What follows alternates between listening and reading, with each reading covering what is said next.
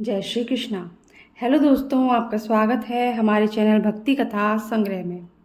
आज हम आपके सामने प्रस्तुत करने जा रहे हैं श्रीमद् भगवद गीता का 3रा अध्याय।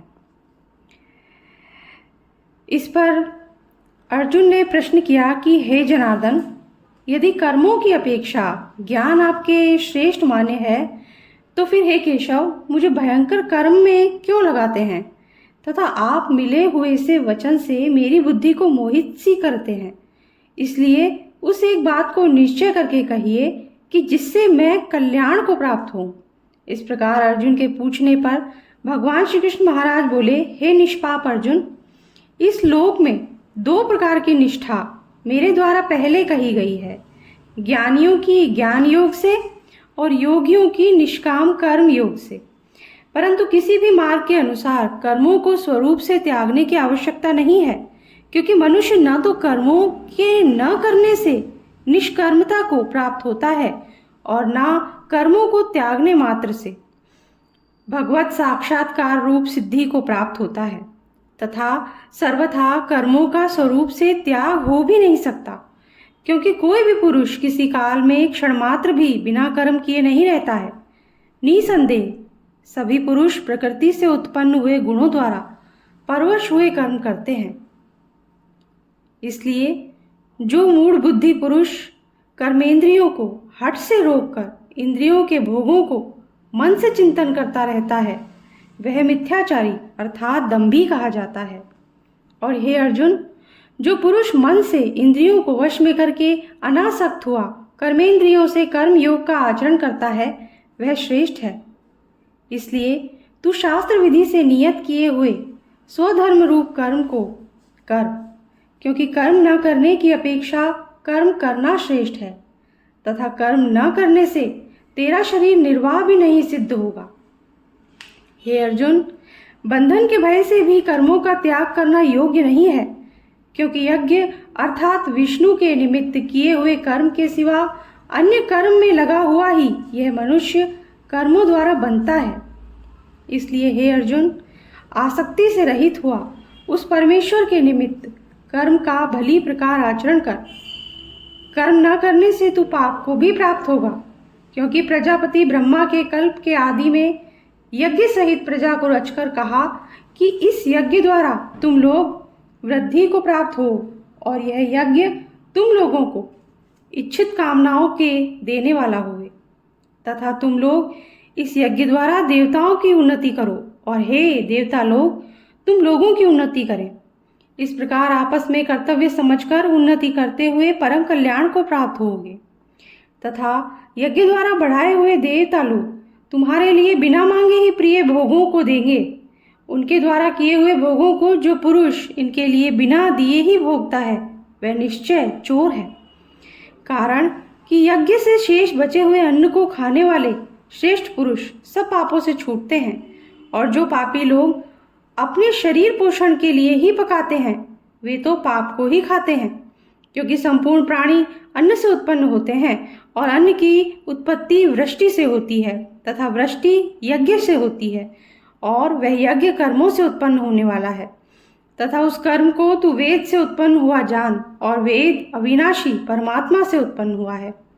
इससे सर्वव्यापी परम अक्षर परमात्मा सदा ही यज्ञ में प्रतिष्ठित हैं। हे पार्थ, जो पुरुष इस लोक में इस प्रकार चलाए हुए सृष्टि चक्र के अनुसार नहीं बरतता है, अर्थात शास्त्रानुसार कर्मों को नहीं करता है, वह इंद्रियों के सुख को भोगने वाला पापायु पुरुष व्यर्थ ही जीता है।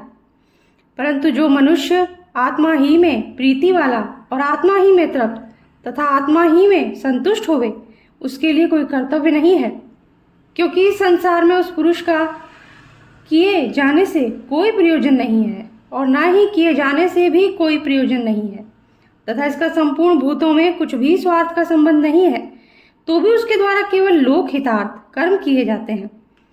इससे तू अनासक्त हुआ निरंतर कर्तव्य कर्म का अच्छी प्रकार आचरण कर, क्योंकि अनासक्त पुरुष कर्म करता हुआ परमात्मा को प्राप्त होता है। इस प्रकार जनकादि ज्ञानी जन भी आसक्ति रहित कर्म द्वारा ही परम सिद्धि को प्राप्त हुए हैं। इसलिए तथा लोक संग्रह को देखता हुआ भी तू कर्म करने को ही योग्य है, क्योंकि श्रेष्ठ पुरुष जो जो आचरण करता है अन्य पुरुष भी उसके ही अनुसार बरतते हैं। वह पुरुष जो कुछ प्रमाण कर देता है लोग भी उसके अनुसार बरतते हैं। इसलिए हे अर्जुन, यद्यपि मुझे तीनों लोकों में कुछ भी कर्तव्य नहीं है तथा किंचित भी प्राप्त होने योग्य वस्तु अप्राप्त नहीं है, तो भी मैं कर्म में ही बरतता हूँ। क्योंकि यदि मैं सावधान हुआ कदाचित कर्म में न बरतूं तो हे अर्जुन, सब प्रकार से मनुष्य मेरे बर्ताव के अनुसार बरतते हैं, अर्थात बरतने लग जाएंगे। तथा यदि मैं कर्म ना करूं तो ये सब लोग भ्रष्ट हो जाएं और मैं वर्ण संकर का करने वाला हूं तथा इस सारी प्रजा का हनन करूं, अर्थात मारने वाला बनूं।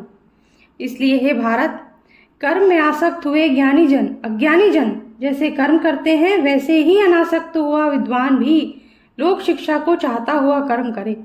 ज्ञानी पुरुष को चाहिए कि कर्मों में आसक्ति वाले अज्ञानियों की बुद्धि में भ्रम अर्थात कर्मों में अश्रद्धा उत्पन्न न करे, किंतु स्वयं परमात्मा के स्वरूप में स्थित हुआ और सब कर्मों को अच्छी प्रकार करता हुआ उसके भी वैसे ही करावे।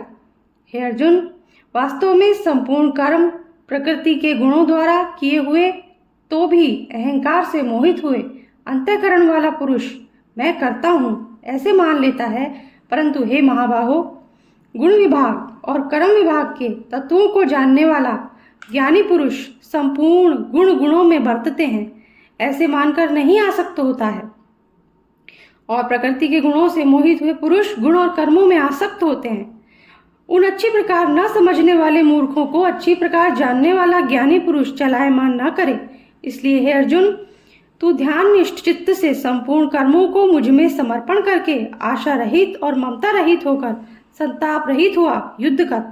हे अर्जुन, जो कोई भी मनुष्य दोष बुद्धि से रहित और श्रद्धा से युक्त हुए सदा ही मेरे इस मत के अनुसार बरतते हैं वे पुरुष संपूर्ण कर्मों से छूट जाते हैं। और जो दोष दृष्टि वाले मूर्ख लोग इस मेरे मत के अनुसार नहीं बरतते हैं उन संपूर्ण ज्ञानों में मोहित चित्त वालों को तू कल्याण से भ्रष्ट हुए ही जान। क्योंकि सभी प्राणी प्रकृति को प्राप्त होते हैं अर्थात अपने स्वभाव से परवश हुए कर्म करते हैं। ज्ञानवान भी अपनी प्रकृति के अनुसार चेष्टा करता है, फिर इसमें किसी का हट क्या करेगा। इसलिए मनुष्य को चाहिए कि इंद्रिय के अर्थ में अर्थात सभी इंद्रियों के भोगों में स्थित जो राग और द्वेष है उन दोनों के वश में नहीं होवे, क्योंकि इसके वे दोनों ही कल्याण मार्ग में विघ्न करने वाले महान शत्रु हैं।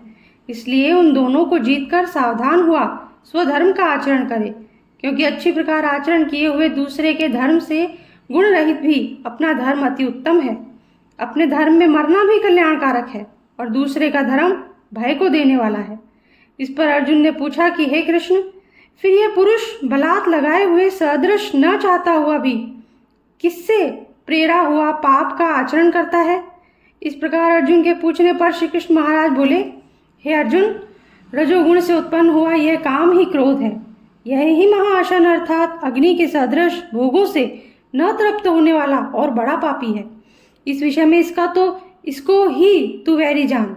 जैसे धुएं से अग्नि और मल से दर्पण ढका हुआ जाता है और जैसे जेर से गर्भ ढका हुआ है वैसे ही उस काम के द्वारा यह ज्ञान ढका हुआ है। और हे अर्जुन, इस अग्नि सदृश न पूर्ण होने वाले काम रूप ज्ञानियों के नित्य वैरी से ज्ञान ढका हुआ है। इंद्रियां, मन और बुद्धि इस काम के वास स्थान कहे जाते हैं और यह काम इन मन, बुद्धि और इंद्रियों द्वारा ही ज्ञान को आच्छादित करके इस जीवात्मा को मोहित करता है।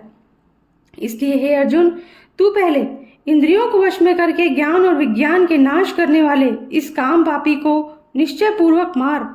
और यदि तू समझे कि इंद्रियों को रोककर कामरूप वैरी को मारने की मेरी शक्ति नहीं है तो तेरी यह भूल है, क्योंकि इस शरीर से तो इंद्रियों पर कहते हैं और इंद्रियों से पर मन है और मन से पर बुद्धि, और जो बुद्धि से भी अत्यंत पर है वह है आत्मा।